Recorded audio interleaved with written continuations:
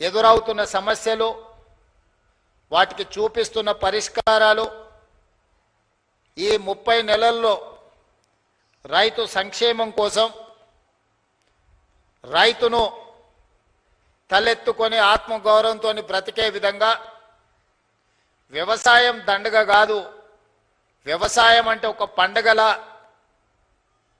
ఈనాడు తీర్చిదిద్దాలి అని మన ప్రభుత్వం సంపూర్ణంగా ప్రయత్నం చేస్తుంది.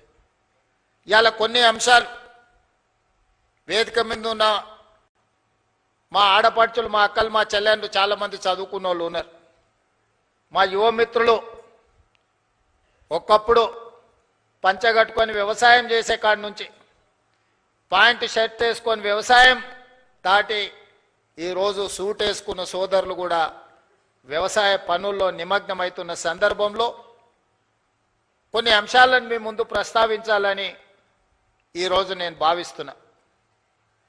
మద్రాసు నుంచి ఆంధ్రప్రదేశ్ రాష్ట్రం విడిపోయినా ఆనాడు ప్రకాశం పంతులు, బెజవాడ గోపాల్ రెడ్డి ముఖ్యమంత్రులుగా, నిజాం సర్కారు నుంచి విముక్తి కలిగిన హైదరాబాద్ రాష్ట్రానికి మొదటి ముఖ్యమంత్రిగా పాలమూరు బిడ్డ బూరుగుల రామకృష్ణారావు గారి నుంచి మొదలు పెడితే ఉమ్మడి రాష్ట్రంలో నీలం సంజీవరెడ్డి కావచ్చు, చివరి ముఖ్యమంత్రి కిరణ్ కుమార్ రెడ్డి గారు కావచ్చు, 18-19 మంది ముఖ్యమంత్రులు 1947 నుంచి 2014 వరకు 6 దశాబ్దాలు పైగా పరిపాలన సాగించి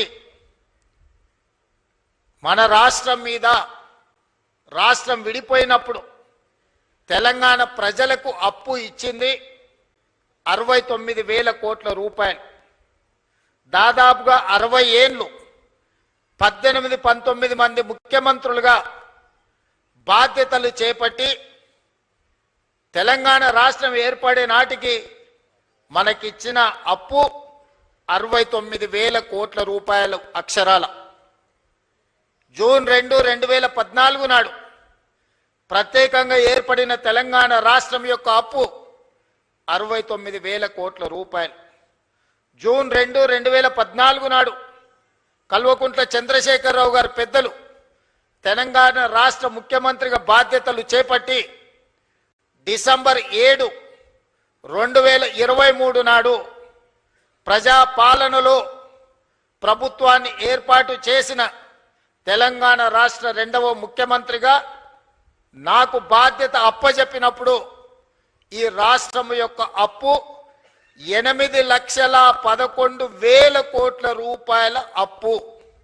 అక్షరాల 18 మంది ముఖ్యమంత్రులు దాదాపుగా 60 ఏళ్ళు 69,000 కోట్ల రూపాయల అప్పు చేస్తే కేవలం ఒకే ఒక్క కుటుంబం, కల్వకుంట్ల చంద్రశేఖరరావు గారి కుటుంబము 7 లక్షల కోట్ల పైగా అప్పు చేసి రాష్ట్ర విభజన జరిగినప్పుడు 16,000 కోట్ల రూపాయల మిగులు ధనిక రాష్ట్రంగా తెలంగాణ రాష్ట్రాన్ని శ్రీమతి సోనియా గాంధీ గారు, శ్రీ మన్మోహన్ సింగ్ గారు మనకు అప్పచెప్పితే అప్పుల ఊపిలో నిండా ముంచేసి మళ్ళీ లేవ్వడానికి కూడా అవకాశం లేకుండా మన మీద మన్ను గప్పి అప్పుల్లో నిండా ముంచి అప్పులు తప్పులు చేసి 8,11,000 కోట్ల రూపాయలతోని బాధ్యత అప్పచెప్పింది.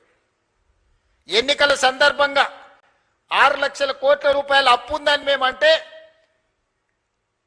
కాంగ్రెస్ అబద్ధాలు చెప్తుంది, 4 లక్షల కోట్ల అప్పు కూడా లేదని బుకాయించే ప్రయత్నం చేశాడు.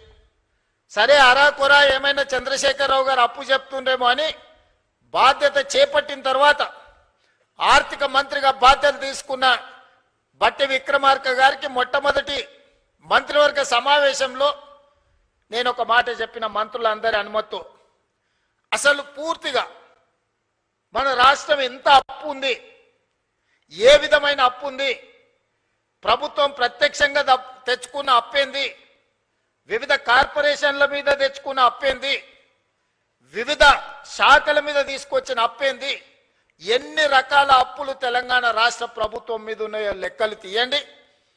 ఆర్థిక శాఖలో పనిచేస్తున్న అధికారులను పిలిచి కూర్చోబెట్టండి, ఒక శ్వేత పత్రాన్ని శాసనసభలో ప్రవేశపెట్టి తెలంగాణ ప్రజలకు పూర్తి వివరాలు అందిద్దామని మేము ప్రయత్నం చేసినాం. ఇక తవ్వుతున్న కొద్దీ గుట్టల కొద్దీ అప్పులు బయటపడ్డాయి. అప్పులే కాదు, అందిన కాడికల్లా చేబదులు తీసుకొచ్చి 7 తారీఖున నేను బాధ్యత తీసుకొని ఆఫీస్కి వచ్చి చీఫ్ సెక్రటరీ గారిని పిలిచి ఈ నెల మీ జీతం వచ్చిందా అని అడిగిన.